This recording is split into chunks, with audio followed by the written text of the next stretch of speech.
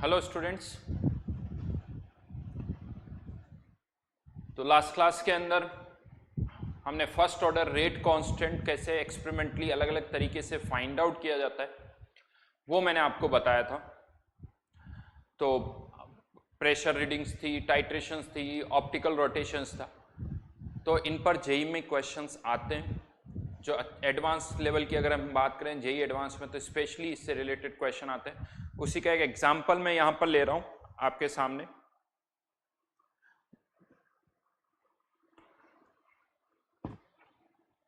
JEE advance का question है, JEE advance 2018 का। चलिए इसको सॉल्व करते हैं। रिएक्शन गिवन थी ए कन्वर्टिंग इनटू 2b प्लस सी। इसके अंदर इंफॉर्मेशन दे रखी थी, लैंग्वेज क्वेश्चन लैंग्वेज की फॉर्म में था। यहां पर गिवन था the total pressure initially and at time t are P naught and PT respectively.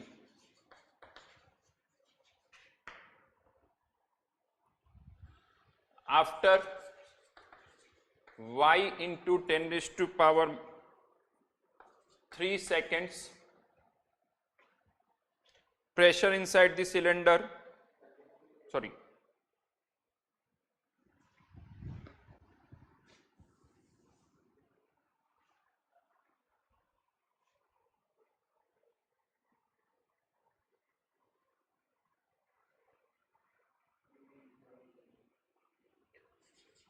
initially only A is present. Initially only A is present with initial concentration.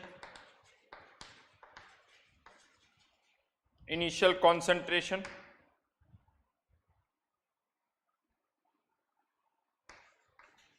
A naught. Select the correct option.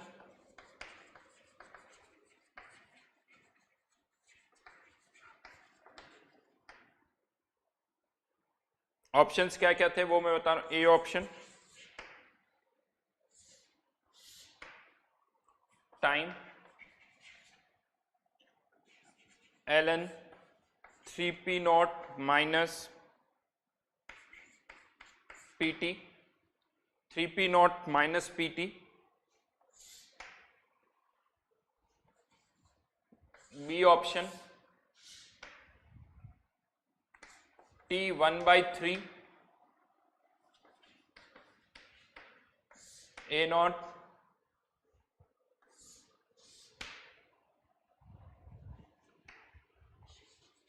ln p not minus pt time और rate constant against concentration.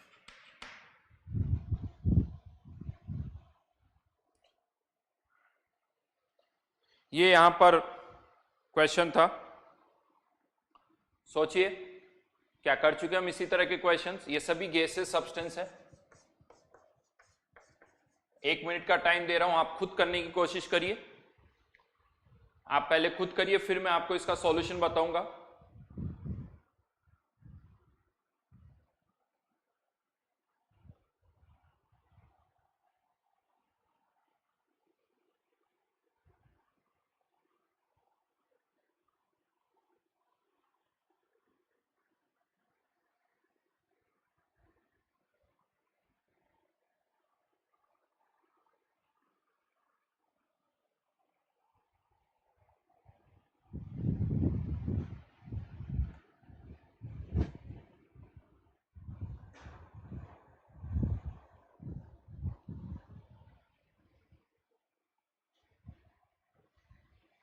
Rate constant against A not.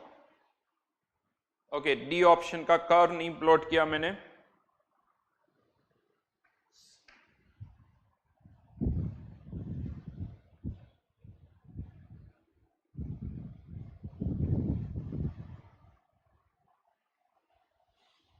ये JEE advance 2018 का question है।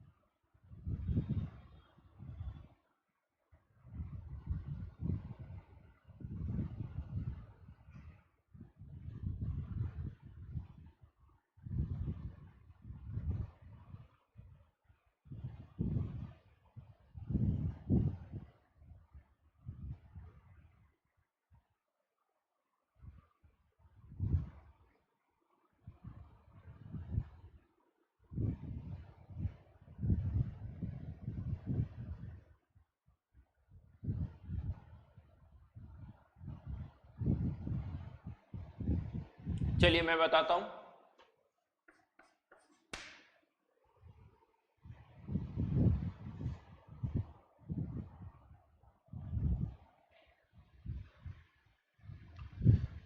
तो तरीका वही रहेगा जो हमने डिस्कस किया था। यहां पर आप देखिए लैंग्वेज कितनी सही है। इनिशियली गिवन है कि कंटेनर में ए ही प्रेजेंट है, जिससे ये इंश्योर किया गया कि कोई इनर्ट गैस यहां पर नहीं है। दो नहीं भी गिवन होता तो हम कंसिडर नहीं करते, बिकॉज पी नॉट और हमें पीटी ही दे रखा है, यहाँ पी इंफिनिटी नहीं दे रखा है, लेकिन फिर भी एग्जामिनर ने लिखा हुआ है कि only A is present, there is no inert gas. फिर से हमारा तरीका वही होगा। इनिशियली इसका pressure P A not, time T पर इसमें से कितना रिएक्ट कर गया x, तो इसका प्रेशर 2x, इसका x, इनफाइनाइट टाइम पर ये 0, ये पी ए नॉट और ये 2 पी ए नॉट और ये P A not. Right, information क्या दे रखी, t इक्वल्स टू 0 पर प्रेशर पी नॉट, तो ये पी नॉट किसके बराबर हो जाएगा, पी ए नॉट। तो पी ए नॉट तो आ गया, और फिर क्या फाइंड आउट करना है, टाइम टी पर प्रेशर पी टी दे रखा है, और हमारे अकॉर्डिंग टाइम टी पर प्रेशर क्या हो जाएगा, P A not plus 2x। तो यहां से x की वैल्यू आप निकाल सकते हो। x की वैल्यू यहां पर पी ए नॉट की जगह मैं क्या पुट कर दूंगा, पी नॉट, तो P T minus P not upon 2। ठीक है, यहां पर अब इस पार्ट को थोड़ा सा मैं हटा देता हूं, मुझे यहां अब आपको ये फॉर्मूले में पुट करना है, k equals to k 1/t ln P A not की जगह P not upon P A not minus X. चलिए एक बार लिख देता हूं, पी ए नॉट और ये P A not minus x, तो 1 upon T, P A not की जगह क्या हो जाएगा, पी नॉट। गिवन है ये क्वेश्चन के अंदर, फर्स्ट ऑर्डर है, फर्स्ट ऑर्डर गिवन है। राइट, लैंग्वेज मैंने बीच बीच में से लिखी, फर्स्ट ऑर्डर गिवन है। P A not minus x की जगह P T minus P not upon 2। इसको रीअरेंज करें तो 1 अपॉन टी एल एन, ये 2 पी नॉट हो जाएगा, 2 पी नॉट यानी ऊपर 2 P not upon 3 P not minus P T. Rearrange कर लो बिकॉज, तो यहां पर अब हमें इसको रीअरेंज करना होगा, K T equals to L N 2 P not minus ln 3p not minus pt। Ajay Maheshwari ji question ऐसे ही स्टार्ट है, for the first order reaction कहा जा रहा है। फर्स्ट ऑर्डर रिएक्शन मैंने पूरी लैंग्वेज नहीं लिखी है।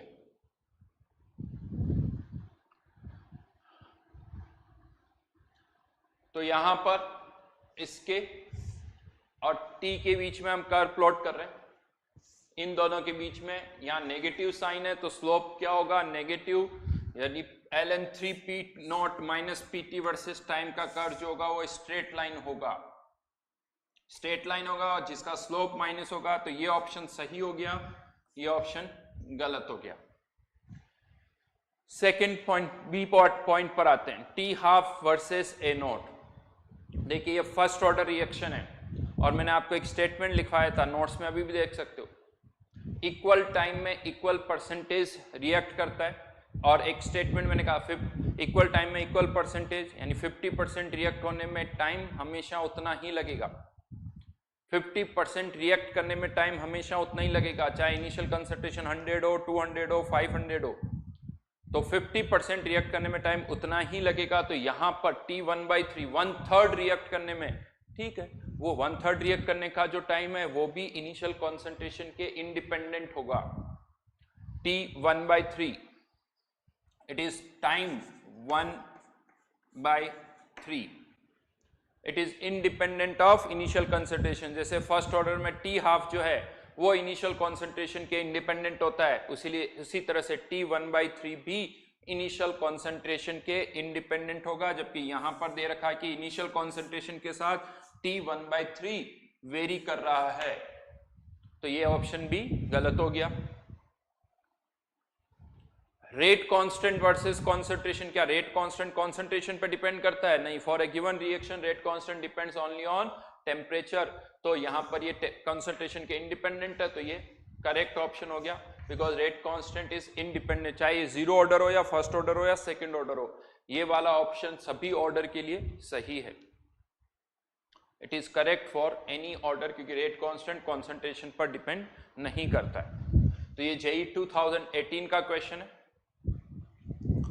और कह सकते हो कि जो पार्ट मैंने आपको बताया था उसी से रिलेटेड है। रिएक्शन भी इन्होंने चेंज की, A converting into 2B+C। Question के पार्ट्स अगर आप देखोगे तो यहां पर अलग है, ये T1/3 है। नॉर्मली क्वेश्चन T हाफ पर होता है, नॉर्मली क्वेश्चन T हाफ होता है, यहां पर T हाफ नहीं T1/3 है, ठीक है। तो यहां पर ये चारों ऑप्शन में से answer is A and D। करण शर्मा जी क्या डाउट है? अगर वो पूछोगे तो ज्यादा अच्छा होगा, समझ में नहीं आया उससे नहीं, आपको पूछना पड़ेगा। हाँ, अगर आपको पहले से कुछ नहीं पता है तो थोड़ी इश्यूज होंगे यहां पर, ये रेट कांस्टेंट, ये सारी चीजें।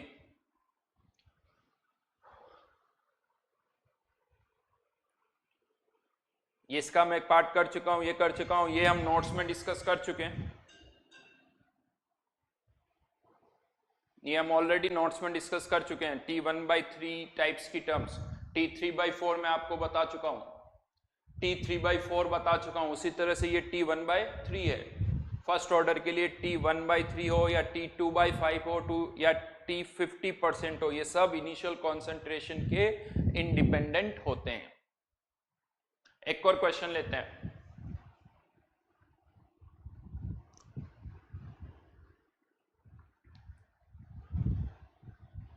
एक और क्वेश्चन अब ले रहे हैं, सोचना थोड़ा सा। T1/3 अगेन जैसे T हाफ होता है उसी तरह से मैंने एक और टर्म इन्होंने कौन सी डिवाइड की,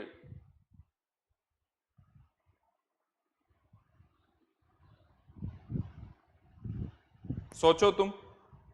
T3/4 कैलकुलेट किया तो T1/3 भी कर सकते हैं।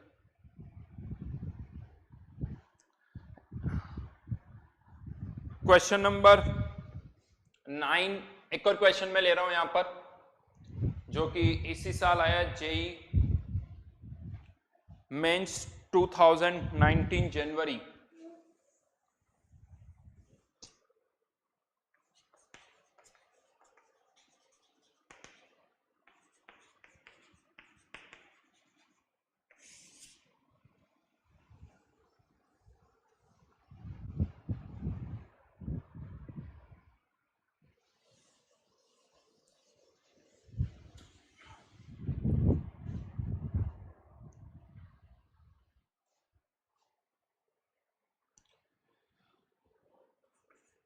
क्वेश्चन, मैं क्वेश्चन का कुछ पार्ट यहां पर लिख रहा हूं जो हमारे लिए रिक्वायर्ड है।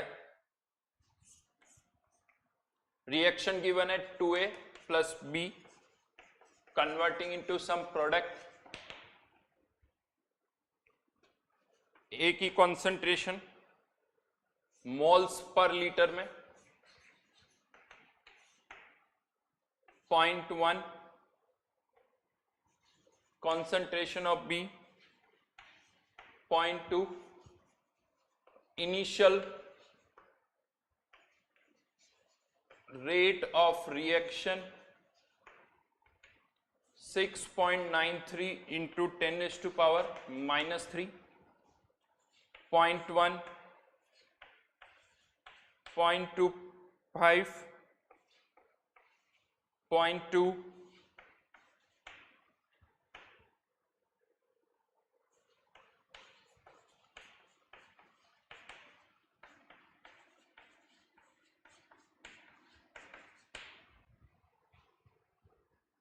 find time required to consume half of A.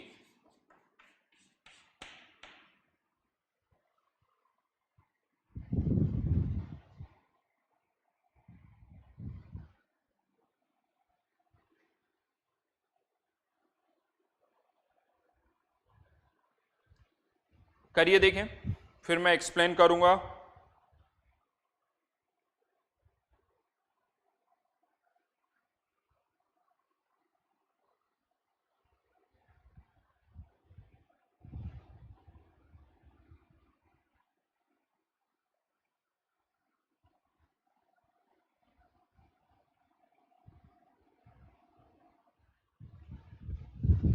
बड़ा अच्छा क्वेश्चन है ये। इस क्वेश्चन के अंदर एक इंपॉर्टेंट पॉइंट है, वो आप लोगों को मैं बताना चाहता हूं।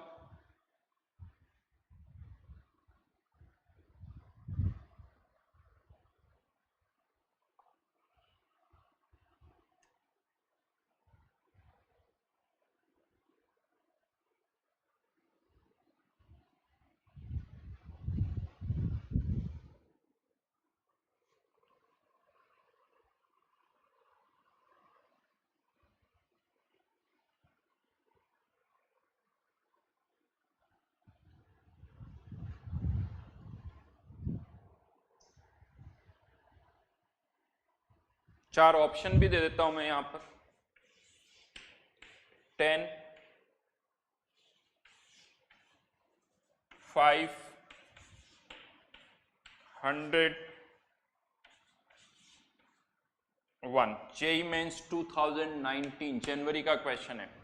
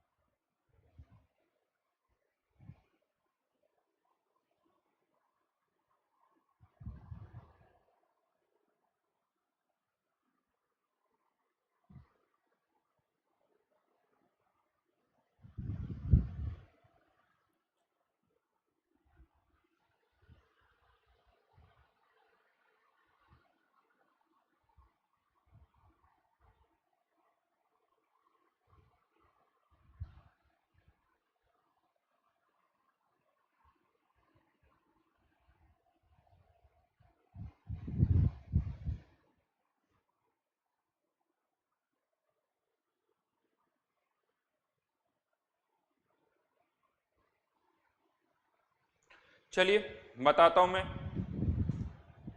वेरी गुड, इसका आंसर क्या है वो बता देता हूं।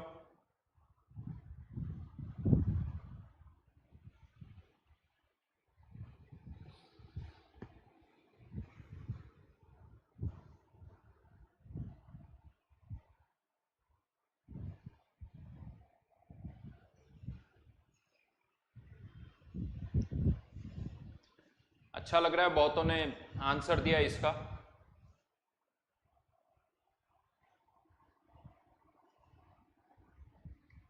Answer is B.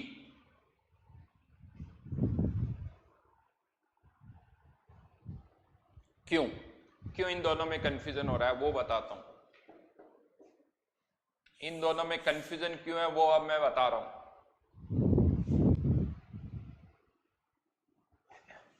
यहां पर ये जो रेट आपको दे रखी ना, इसे ढंग से देखो। इनिशियल रेट दे रखी है, इनिशियल रेट आपको दे रखी है यहां पर, इनिशियल रेट ऑफ रिएक्शन दे रखी है यहां पर। तो यहां पर अगर आप रेट ऑफ रिएक्शन पुट करोगे, rate of reaction equals to K A की पावर पी बी की पावर क्यू, तो ये जो के आएगा वो के विथ रेस्पेक्ट टू आर होगा। ये जो के होगा वो विथ रेस्पेक्ट टू आर होगा। पहले चलिए के विथ रेस्पेक्ट टू आर निकालते हैं। तो यहां पर बड़ा सिंपल सा है, यहां से यहां देखें तो बी की कॉन्सेंट्रेशन चेंज हो रही है, ए की कॉन्सेंट्रेशन में कोई चेंज नहीं हुआ। बी की कॉन्सेंट्रेशन चेंज होने पर रेट में कोई भी चेंज नहीं हो रहा है। तो बी की कॉन्सेंट्रेशन चेंज होने पर रेट में कोई चेंज नहीं हो रहा, मतलब रेट बी की कॉन्सेंट्रेशन के इंडिपेंडेंट है, बी की कॉन्सेंट्रेशन के इंडिपेंडेंट है, यानी that means Q equals to 0। लेकिन अब हम यहां से यहां देखें, ए की कॉन्सेंट्रेशन को डबल करने पर रेट डबल हो रही है, ए की कॉन्सेंट्रेशन को डबल करने पर जो रेट है वो डबल हो रही है। तो यहां पर P इक्वल्स टू 1 आ जाएगा। ए की कॉन्सेंट्रेशन को डबल की तो रेट भी डबल हो गई, that means P equals to 1। ठीक है, तो यहां पर ए और बी की वैल्यू आ गई। अब कोई सा भी एक डेटा आप पुट कर सकते हो, रेट 6.93 इंटू 10⁻³ के आर, ए की कॉन्सेंट्रेशन 0.1 और बी की कॉन्सेंट्रेशन की पावर 0। तो यहां से के आर की वैल्यू आ गई 6.93 इंटू 10⁻³ लेकिन ये के आर आया है, आपको के ए अगर चाहिए तो K A by 2 equals to K R होता है। तो K A will be equals to 2 times 6.93 into 10⁻³ ये के ए की वैल्यू आई है। और जितने भी, सॉरी ये मैंने यहां पर -2, राइट। तो जितने भी आप हमारे डेरिवेशन है, मैंने आपसे पहले कहा था, उन सभी डेरिवेशन के अंदर हम जो के यूज करते हैं वो के विथ रेस्पेक्ट टू ए होता है, के विथ रेस्पेक्ट टू ए होता है। अब आप फॉर्मूला लगा सकते हो, क्योंकि कंज्यूम हाफ ऑफ ए, यानी हमें किसका क्या निकालना है, T half. T half is nothing but 0.693 upon के ए विच इज 2 इंटू 6.93 इंटू 10⁻², ऊपर चला गया 100, ये 10, आंसर इज 5, जबकि ऑप्शन दोनों ही थे। तो यहां पर जो पार्ट है वो ये है, बहुतों का गलत हुआ, बहुत सारे स्टूडेंट्स ने ये गलत किया है। सो बी केयरफुल, ये वो पॉइंट है जो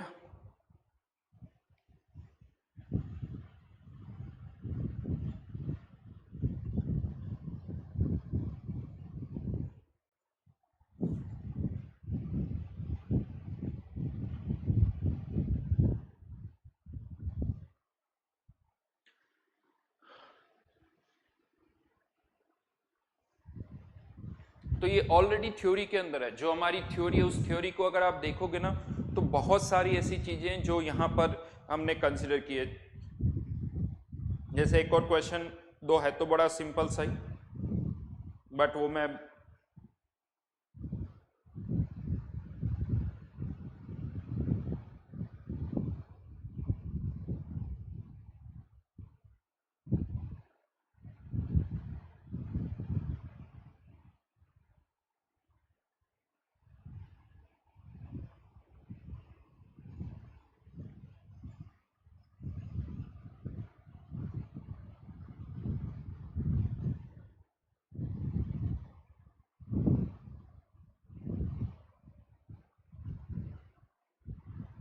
just a minute.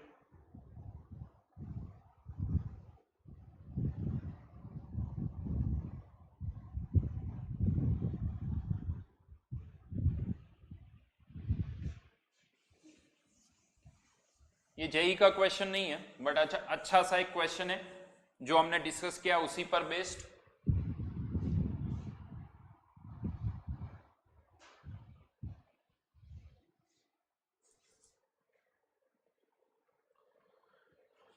A plus B converting into some product. Rate law is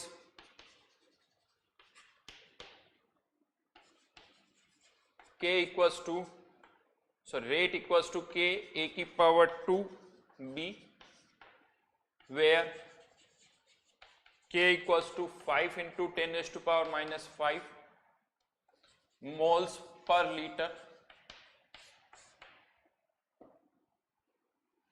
minus 2 minute inverse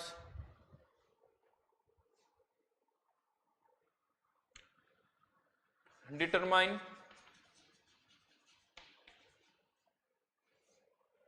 time in minutes in which concentration of A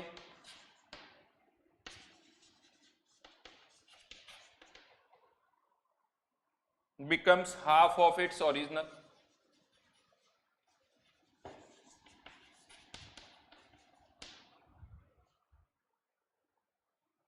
Of its initial concentration.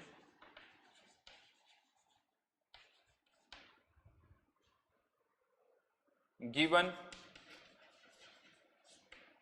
initial concentration A naught equals to 0.2, B की initial concentration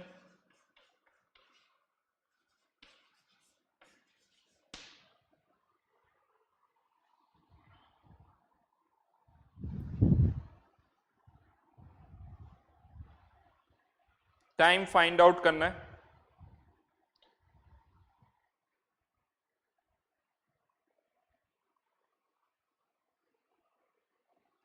options भी मैं दे रहा हूं यहां पर।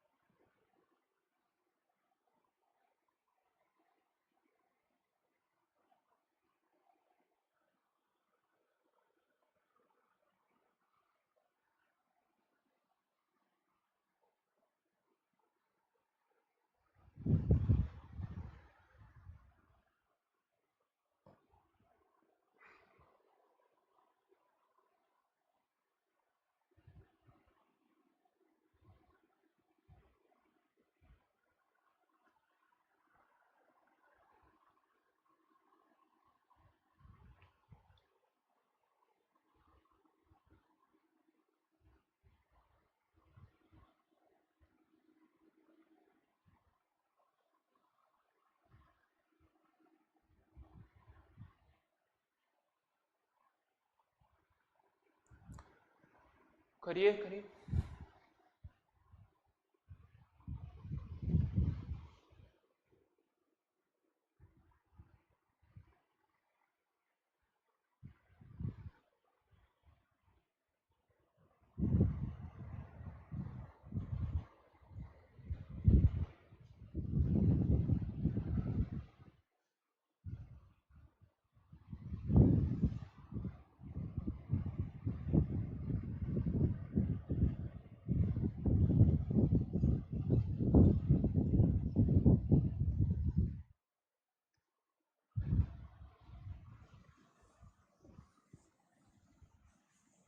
अब यहां पर क्या ये वैसे तो दिखने में दिख रहा है थर्ड ऑर्डर है, लेकिन यहां पर अगर हम इन वैल्यूज को देखें तो बी की कॉन्सेंट्रेशन जो है, बी की कॉन्सेंट्रेशन वो ए से बहुत ज्यादा है, 2 इंटू 10⁻3, 2 इंटू 10⁻3। तो हम यहां पर इस बी की कॉन्सेंट्रेशन को कांस्टेंट ले सकते हैं। बी की कॉन्सेंट्रेशन को अगर हमने कांस्टेंट ले लिया तो यहां पर के इंटू बी की कॉन्सेंट्रेशन कितनी, 2 इंटू 10⁻³ इंटू ए का स्क्वायर, और के की वैल्यू कितनी है 5 इंटू 10⁻⁻, ये -3, 5 इंटू 10⁻⁻5, 2 इंटू 10⁻³ इंटू ए स्क्वायर। इनको कंबाइन कर दो तो ये आ जाएगा 0.1, यहां पर 0.1 into A square.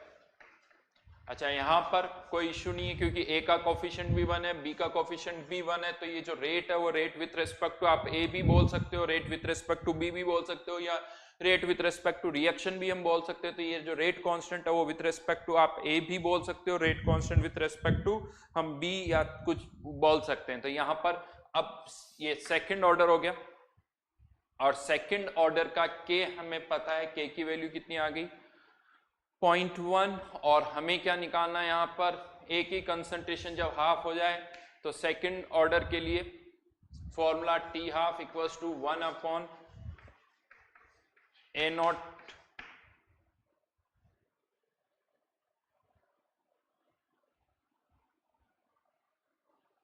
Not into K dash, या के लिख देता हूं, सॉरी ये वाला के नहीं, ये 0.1, ये ओवरऑल के यहां पर है, राइट। तो यहां पर टी हाफ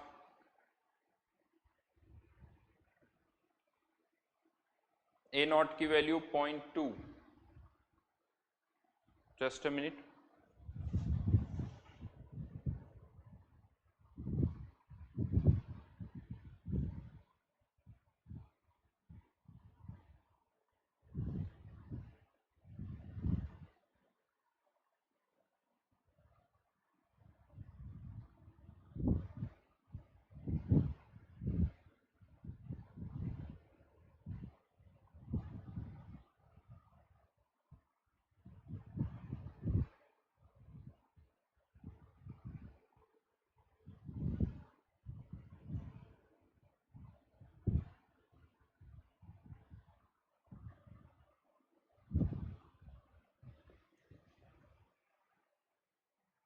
क्वेश्चन के अंदर आंसर कुछ और आ रहा है। ए नॉट की वैल्यू 0.2,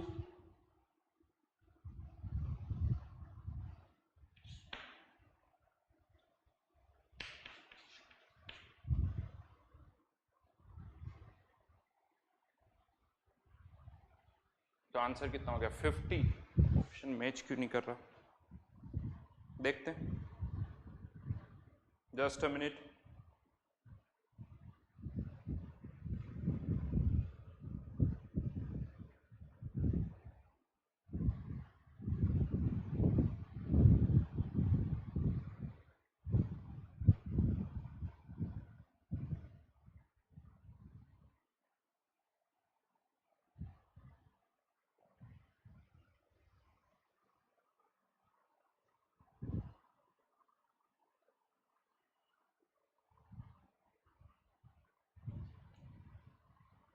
एक बार मैं आंसर वापस चेक कर रहा हूं।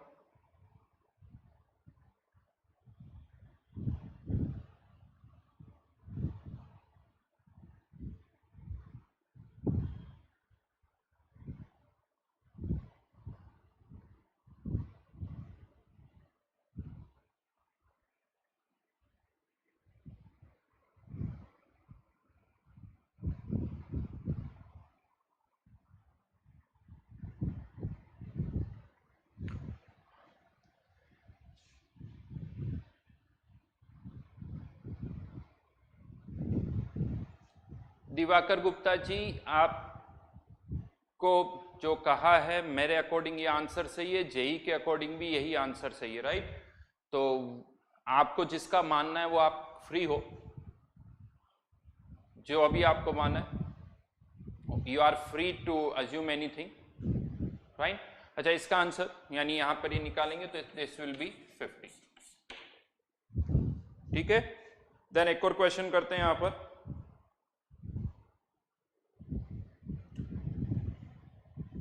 प्लीज यहां पर कोई भी इस तरह से ना लिखें कि हाँ ये आंसर इन्होंने ये बताया, हर एक का अपना तरीका हो सकता है। हाँ, क्वेश्चन ये अगर बी की कंसंट्रेशन कम करते तो एक ही कंसंट्रेशन को कांस्टेंट मान लेते और एक ही कंसंट्रेशन को कांस्टेंट मान लेते तो फिर रिएक्शन का ऑर्डर क्या हो जाता, फर्स्ट ऑर्डर। और फिर हम किसके फॉर्म में लगाते थे, फर्स्ट ऑर्डर के। और ये मान के चलना, जब भी एक से ज्यादा रिएक्टेंट हो, हमेशा सबसे पहले कॉन्सेंट्रेशन चेक करो, कॉन्सेंट्रेशन चेक करो और देखो कि किसकी कॉन्सेंट्रेशन बहुत ज्यादा है। बिकॉज अगर थर्ड ऑर्डर, फोर्थ ऑर्डर इस तरह के क्वेश्चंस अगर आ रहे हैं, थर्ड ऑर्डर और फोर्थ ऑर्डर इस तरह के क्वेश्चंस में है, तो वहां पर ये मान के चलिए कि कोई किसी न किसी की कॉन्सेंट्रेशन जो होगी वो बहुत ज्यादा होगी। फाइन, इसी के अंदर अब मैं क्वेश्चन एक और दे रहा हूं आपको।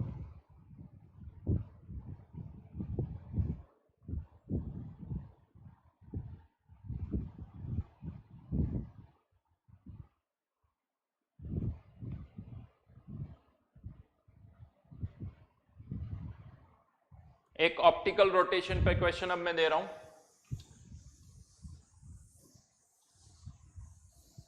आंसर इसका 50 है, तो ये ऑप्शंस हटा देना।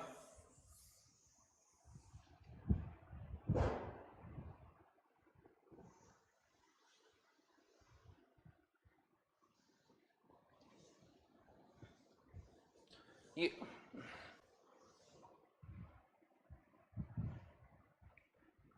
A converting into B plus C,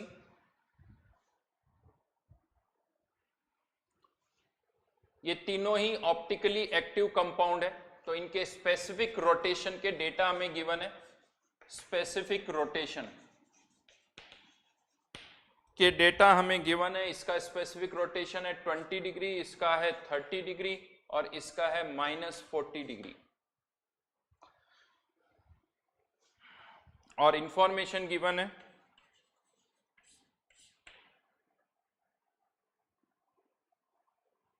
6.93 minutes पर ऑप्टिकल रोटेशन जो है कितना दे रखा है, 2.5 डिग्री। और इन्फानेट टाइम पर ऑप्टिकल रोटेशन दे रखा है -5 डिग्री। फाइंड आउट क्या करना है, find rate constant for given first order reaction. ये मैं आपको एक एक क्वेश्चन करवा रहा हूं जो अभी तक हमने लिखा है।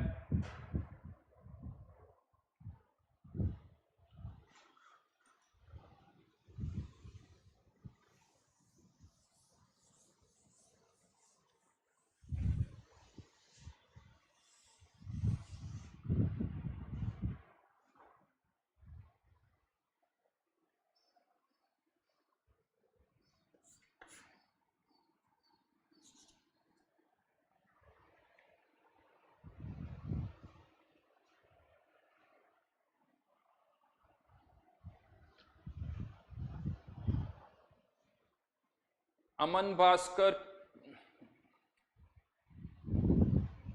क्या आपको लगता है कि मैं यहां पर जो जेई में नहीं आ रहा है वो पढ़ाता हूं? नहीं ना, क्यों क्वेश्चंस पूछते हो? ऑब्वियसली जेई के अंदर स्पेसिफिक रोटेशन है, ऑर्गेनिक केमिस्ट्री के अंदर आप अच्छा खासा पढ़ते हो, तो जेई के अंदर ये पार्ट भी है, स्पेसिफिक रोटेशन क्या होता है आप वो पढ़ते हो, तो इसी अच्छी तरह से आता है। और फिर से मैं यही कहूंगा कि सिलेबस के अंदर क्या है, I think you very well know कि हम, मुझे पता है हम जो भी यहाँ पर पढ़ रहे हो सिलेबस के अंदर जो है, सिलेबस में जो है जेई में, उसी की बात कर रहा हूँ। हाँ, लेकिन यहाँ पर एक चीज़ मैं आपको ज़रूर बता दूँ, बहुत सारे क्वेश्चन मैं जेई में ऐसे बता सकता हूँ जो जेई के सिलेबस में नहीं है, और वो भी आया है। एग्जाम्पल अगर आप पूछोगे तो मैं आपको बता सकता हूँ, कंडक्टोमेट्रिक टाइट्रेशन जेई के सिलेबस में नहीं है, बट जेई एडवांस में उनके क्वेश्चंस आते हैं, जेई एडवांस में उनके क्वेश्चंस आते हैं।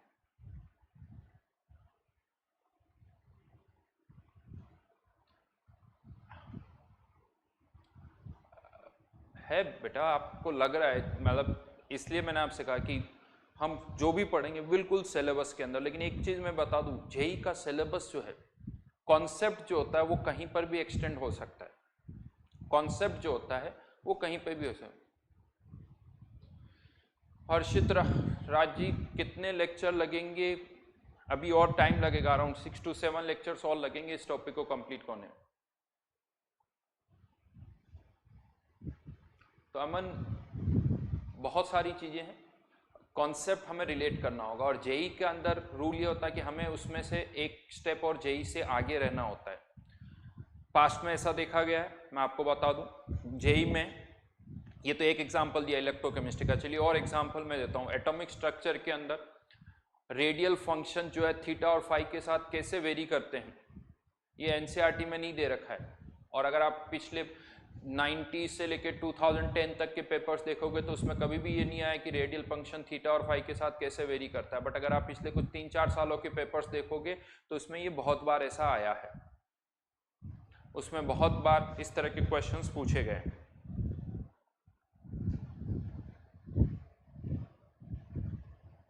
चलिए,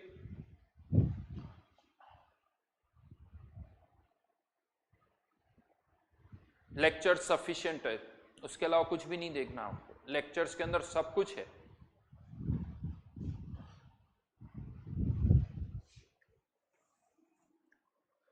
अच्छा, यहाँ पर बहुत बार आपको लगता है कि सर प्लीज रिप्लाई करिए, मैं अगेन रिप्लाई, यहाँ पर अभी मेन पार्ट आप काइनेटिक्स पर फोकस करिए।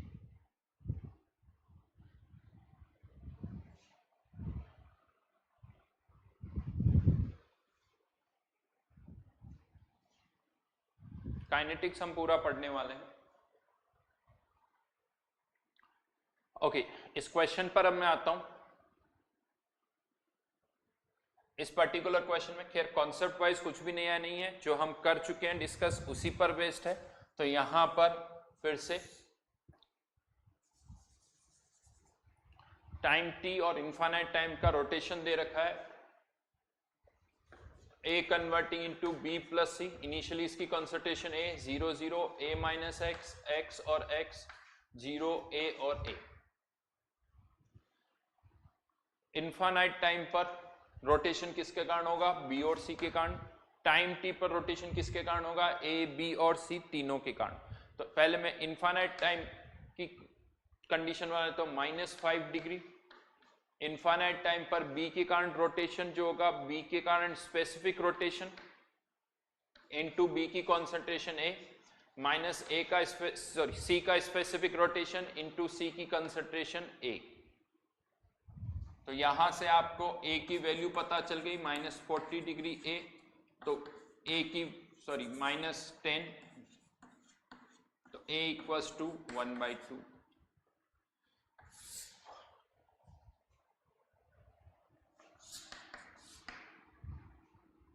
देन टाइम t पर, ये तो इनफाइनाइट टाइम की बात होगी, टाइम टी पर रोटेशन कितना दे रखा है 2.5 डिग्री,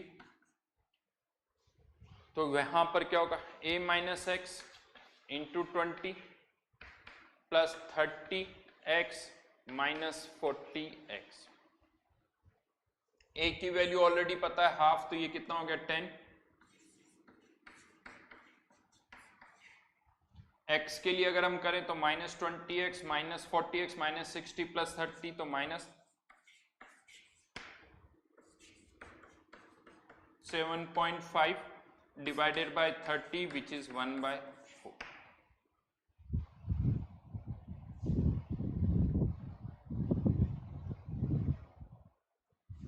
तो यहां से हमें a और x की वैल्यू पता चल गई, तो k इक्वल्स टू क्या हो जाएगा 1/6.93।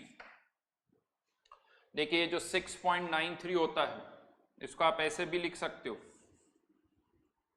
10 इंटू ln 2, इसको लिखा मैंने 10 इंटू ln 2। a की value a upon a minus x 10 into ln 2, a की वैल्यू 1/2, 1/2 माइनस 1/4, 1/2 बचेगा यहां पर, सॉरी 1/4 बचेगा।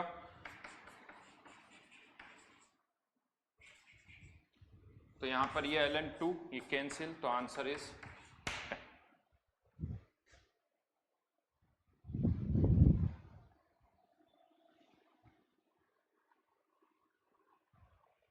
ठीक है, चलिए थोड़ा सा थ्योरी पार्ट भी कर लेते हैं। अलग अलग तरह के क्वेश्चंस जो थे वो मैंने आपको बताया।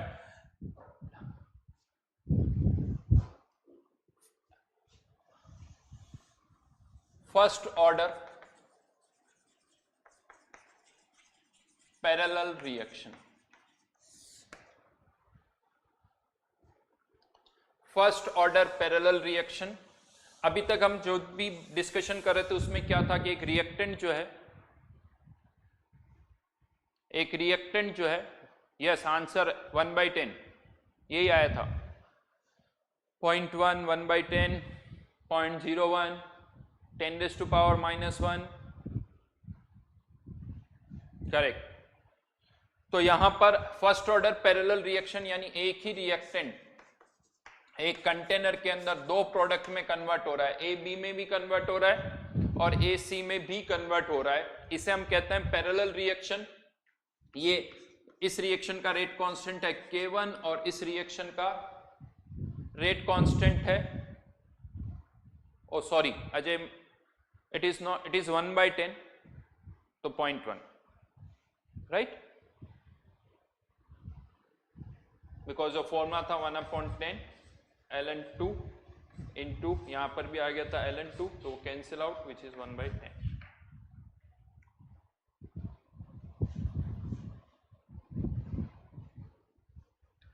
तो इसे हम कहते हैं पैरेलल रिएक्शन। और इसके लिए अब हमें फॉर्मूला फाइंड आउट करना है। किसी भी टाइम पर ए की, बी की और सी की कॉन्सेंट्रेशन का फॉर्मूला क्या होगा वो अब हमें यहां पर फाइंड आउट करना है। गिवन है ये एक फर्स्ट ऑर्डर रिएक्शन है, ये एक फर्स्ट ऑर्डर रिएक्शन है यानी रेट ए की कंसंट्रेशन की पावर 1 पर डिपेंड कर रही है। पहला क्वेश्चन आता है कि क्या यहां पर इन दोनों रिएक्शन को कंबाइन करके हम ऐसे लिख सकते हैं क्या, बी प्लस सी, क्या ऐसे लिखा जा सकता है? नहीं लिखा जा सकता। क्यों नहीं लिखा जा सकता? क्योंकि इसका मतलब ये हो गया कि जितना बी बनेगा उतना ही सी बनेगा, जबकि ऐसा नहीं है। ए बी में कन्वर्ट हो रहा है, ए सी में कन्वर्ट हो रहा है, बी ज्यादा बनेगा या सी ज्यादा बनेगा ये इसकी रेट पर डिपेंड करेगा। अगर K1 की वैल्यू ज्यादा है तो बी की कॉन्सेंट्रेशन ज्यादा होगी, K2 की वैल्यू ज्यादा है तो सी की कॉन्सेंट्रेशन ज्यादा होगी। तो बी और सी की कॉन्सेंट्रेशन सेम हो ये जरूरी नहीं है। हाँ, एक ही कंडीशन है जब बी और सी की कॉन्सेंट्रेशन सेम होगी, अगर K1 किसके बराबर हो, K2 के बराबर हो। इन दैट केस आप इसको फिर भी ऐड करके लिख सकते हो, बट वो एक स्पेशल केस हो गया, स्पेशल केस हो गया। अदरवाइज तो हमें इसको इसी तरह से सॉल्व करना होगा। ठीक है, तो यहां पर इस तरह से आपको नहीं लिखना है, इसको मोस्टली बुक्स के अंदर हाँ ऐसे जरूर लिख दिया जाता है, बी और सी। तो ठीक है, ये कुछ अलग से नहीं है। ए को हमने 2 बार नहीं लिखा, ए को 1 बार लिख दिया। इस रिएक्शन का रेट कांस्टेंट K1 और इस रिएक्शन का रेट कांस्टेंट है K2। करना क्या है, हमें किसी भी टाइम पर ए की, बी की और सी की कॉन्सेंट्रेशन का फॉर्मूला फाइंड आउट करना है। तो कैसे करेंगे, t इक्वल्स टू 0 पर मान लेते हैं इसकी कॉन्सेंट्रेशन है A, t इक्वल्स टू 0 पर इसकी कॉन्सेंट्रेशन है A, इनिशियली B और C नहीं है। टाइम t पर इसमें से X रिएक्ट कर जाता है, टाइम t पर इसमें से X रिएक्ट कर जाता है। अगर X रिएक्ट कर जाता है तो यहां पर क्या B और C की कॉन्सेंट्रेशन भी XX होगी? क्या B और C की कॉन्सेंट्रेशन भी X और X होगी? नहीं, क्योंकि इसका टोटल X रिएक्ट कर रहा है, तो क्या इसका X और X बनेगा? नहीं। तो क्या x/2 बनेगा? नहीं। कितना बनेगा वो किस पर डिपेंड करेगा? K1 और K2 पर। अगर K1 ज्यादा है तो B की अमाउंट ज्यादा बनेगी, K2 ज्यादा है तो C की अमाउंट ज्यादा बनेगी। तो यहाँ पर हम मान लेते हैं कि इसके Y मोल बन रहे हैं और इसके कितने मोल बन रहे हैं? Z, और इसके कितने रिएक्ट कर रहे हैं? X। अब हमें यहाँ पर X को Y और Z से रिलेट करवाना है। तो इसका मतलब क्या होगा, अगर A के 10 मोल्स रिएक्ट कर रहे हैं, इस तरफ 2 मोल्स गए तो इस तरफ 8 जाएंगे, इस तरफ 3 गए तो इस तरफ 7 जाएंगे, इस तरफ 4 गए तो इस तरफ 6 जाएंगे। मतलब B और C जो बन रहे हैं उतना A रिएक्ट कर रहा होगा, and that means X must be equals to Y plus Z। X must be equals to Y plus Z।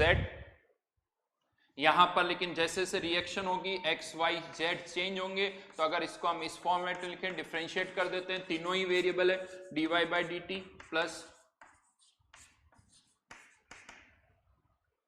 dz/dt। Fine. यहां पर अब dx/dt इनिशियली 0 ऑर्डर और फर्स्ट ऑर्डर जब मैंने आपको बताया था, तो याद करो फॉर्मूले डिराइव करते वक्त मैंने 2 मेथड यूज किए थे, 2 तरीके यूज किए थे। एक x की टर्म में भी मैंने इसको डिराइव करवाया था, और मैंने आपसे कहा था कि किसी भी टाइम पर कॉन्सेंट्रेशन को AT भी लिखते हैं और A-X। जिन्होंने नहीं देखा था वो वापस से सेकंड लेक्चर 0 ऑर्डर वाला लेक्चर देखिए, उसमें ये मिल जाएगा। अब -dA/dt -dA/dt -d A की जगह A-X/dt, इसको डिफरेंशिएट कर दो। A का डिफरेंशिएशन 0, माइनस माइनस प्लस, तो ये वैल्यू किसके बराबर हो गई? dx/dt। तो वहां पर हमने इसको -dA/dt को dx/dt लिखा था। ये 0 ऑर्डर में भी लिखा है, फर्स्ट ऑर्डर में भी लिखा है, इनफैक्ट सेकंड ऑर्डर का जो हम डेरिवेशन कर रहे थे उसमें भी हमने इसी तरह से इसको लिखा है। तो यहां पर रिवर्स में कर रहा हूं, इंस्टेड ऑफ dx/dt इसको मैं क्या लिख रहा हूं? -dA/dt, -dA/dt। Fine, equals to D Y क्या है? किसी भी टाइम पर बी की कॉन्सेंट्रेशन, किसी भी टाइम पर बी की कॉन्सेंट्रेशन, तो D B/dt। Z is what? किसी भी टाइम पर सी की कॉन्सेंट्रेशन, डी C/dt। ये एक्सप्रेशन क्या बता रहा है? ये आप डायरेक्टली भी लिख सकते थे। ये एक्सप्रेशन आपको क्या बता रहा है कि ए की जो रेट ऑफ डिसअपीयरेंस है, ए की जो रेट ऑफ डिसअपीयरेंस है वो बी और सी की रेट ऑफ अपीयरेंस के सम के बराबर है। बी और सी की रेट ऑफ अपीयरेंस के सम के बराबर है।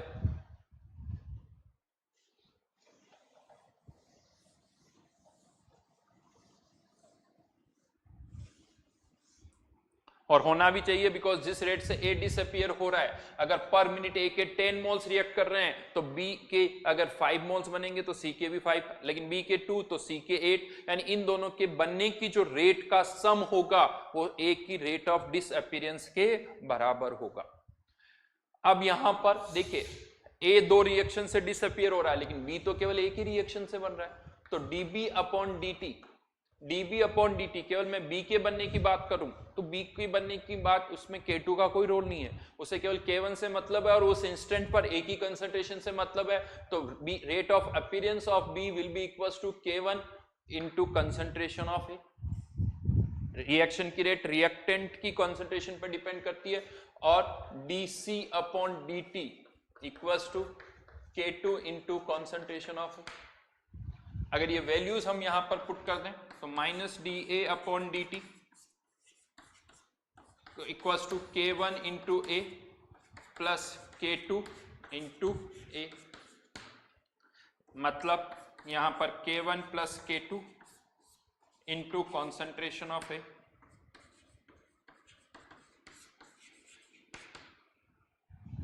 अगर हम इसको इंटीग्रेट कर दें, इसको अगर हम इंटीग्रेट कर दें, ये फर्स्ट ऑर्डर की तरह ही एक्सप्रेशन आ गया। अब आप देखो, बस डिफरेंस है कि फर्स्ट ऑर्डर में केवल k होता था, यहां पर k की जगह K1 प्लस K2 है, तो इंटीग्रेट करने पर ये क्या आ जाएगा, AT equals to A not e की power minus K1 plus K2t।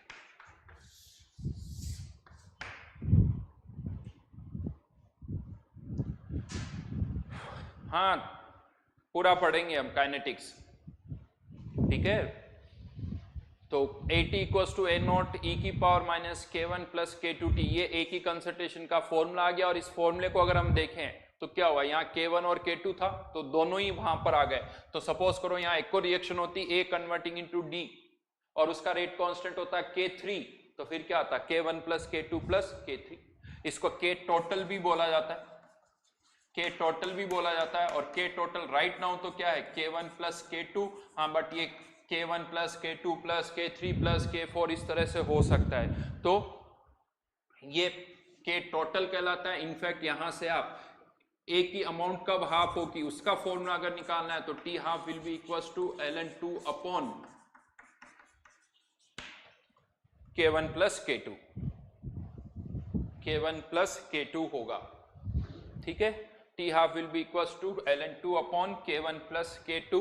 लेकिन ये तो केवल A की कंसंट्रेशन का फॉर्मूला है, हमें और किसकी कंसंट्रेशन भी निकालनी है, B की और C की कंसंट्रेशन का भी फॉर्मूला निकालना है। तो फिर हम क्या करेंगे, B और C की कंसंट्रेशन के लिए B और C की कंसंट्रेशन निकालना। अब इसके दो तरीके, एक मैथमेटिकल तरीका है और दूसरा थोड़ा लैंग्वेज से है। मैथमेटिकल क्या है वो अगर मैं आपको पहले बताऊं, A की कंसंट्रेशन, इसको AT भी लिख सकते हो और A भी लिख सकते हो। तो अब आपको किसी भी टाइम पर A की कंसंट्रेशन का फॉर्मूला पता चल गया, यहां पर आप ये वैल्यू पुट कर दो और इस dt को इधर लेके आओ और इसे क्या कर दो, इंटीग्रेट कर दो। तो dB, यहां पर ये यूज कर रहा हूं K1, A की जगह A नॉट e की power minus K1 plus K2t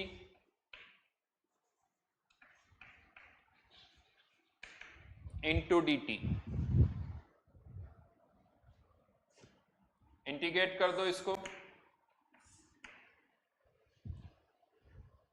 0 से b t, तो किस b t equals to K1 A naught, इसको इंटीग्रेट करेंगे तो यहां पर K1 प्लस K2 e की power minus K1 plus K2 t, इसकी लिमिट लगानी होगी 0 से t। ये मैथमेटिकली मैं डिराइव कर रहा हूं यहां पर। तो यहां पर B की कंसंट्रेशन का फाइनली फॉर्मूला आ जाएगा BT equals to K1 upon K1 plus K2 concentration of A naught, यहां पर एक माइनस साइन और आएगा क्योंकि e की पावर माइनस में है। ओवरऑल लिमिट पुट करोगे तो ये एक्सप्रेशन इस तरह से आ जाएगा।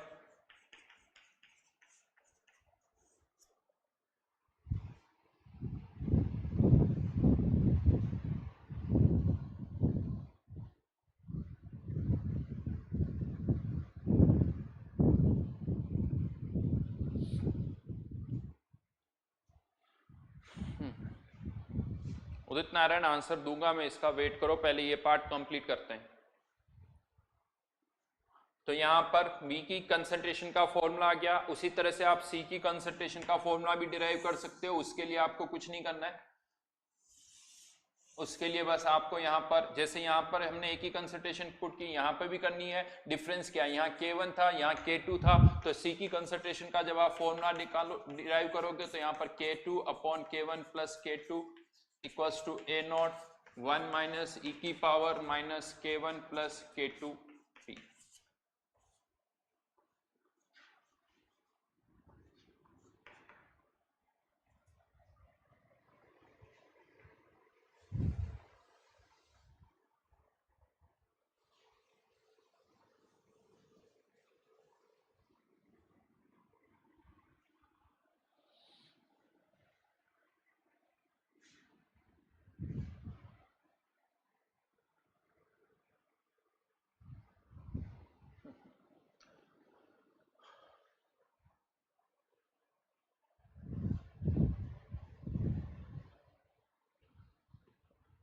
मोनिका जैन जी कुछ भी आप क्वेश्चन किसी भी बुक से भी कर सकते हो, बट पहले सिंपल से क्वेश्चंस करिए, प्रैक्टिस करिए उनकी अच्छी सी, अराउंड 50-60 क्वेश्चंस करिए, और फिर उसके बाद आप जेई मेंस और जेई एडवांस के क्वेश्चंस की प्रैक्टिस करिए।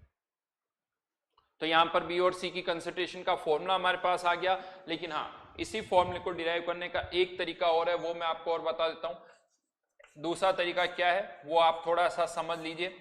ये रेट कांस्टेंट है K1, ये रेट कांस्टेंट है K2। अगर आप यहाँ से एक्सप्रेशन भी देखते हो तो किसी भी टाइम पर बी और सी की कंसंट्रेशन का जो रेशियो आ रहा है वो है K1 अपॉन K2, वो है K1 अपॉन K2। एक तो ये फैक्ट, दूसरा ये जो आप टर्म देख रहे हो ये क्या है, basically change in concentration of A. This is nothing but change in concentration of A. याद रखना इस चीज को, ए के कितने मोल्स रिएक्ट कर रहे हैं, जिसको हम जनरली एक्स लिखते हुए आए हैं, इसको आप ऐसे भी लिख सकते हो, concentration of B equals to K1 upon K1 plus K2 equals to A के टोटल कितने मोल्स रिएक्ट किए हैं, जिसे आप x लिख सकते हो। x हमेशा क्या होगा, A0 1 माइनस, जैसे यहाँ पर दो है, दो रेट कांस्टेंट है K1 K2, तो e की power minus K1 plus K2t, अगर तीन होते तो K1 plus K2 plus K3 हो जाता। अब मैं आपको यहाँ पर ये बताऊं, इस रिएक्शन का रेट कांस्टेंट है K1, इसका K2 है।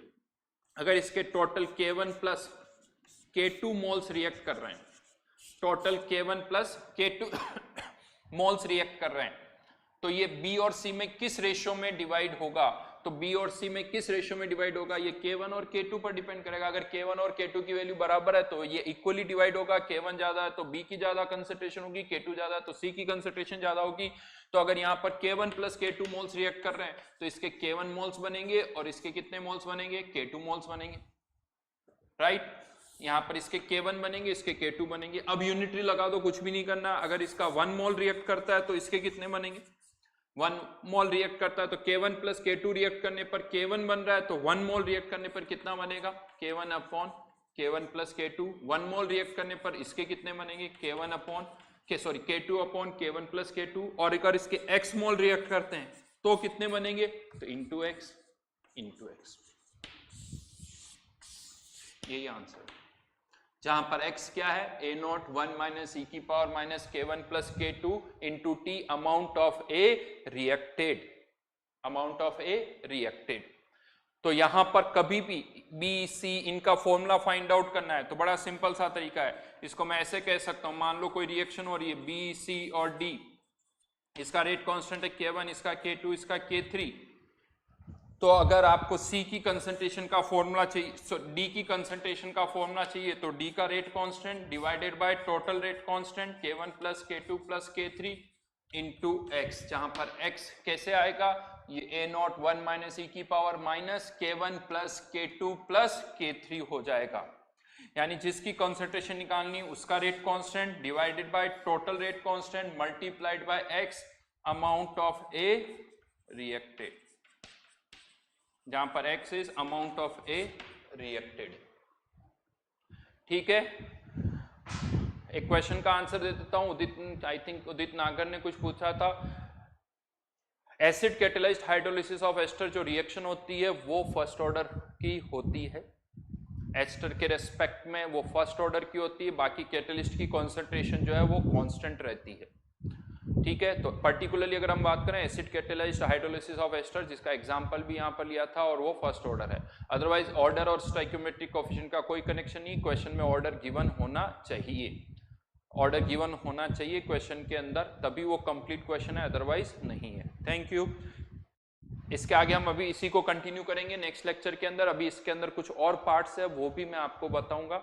इसका एक अभी इसमें और चेंजेस हम करेंगे, जैसे स्टोइकियोमेट्रिक कोएफिशिएंट अभी मैंने 1 1 1 लिए हैं, इसमें हो सकता है इनके स्टोइकियोमेट्रिक कोएफिशिएंट कुछ चेंज हो जाए, तो कैसे सॉल्व करना है वो भी हम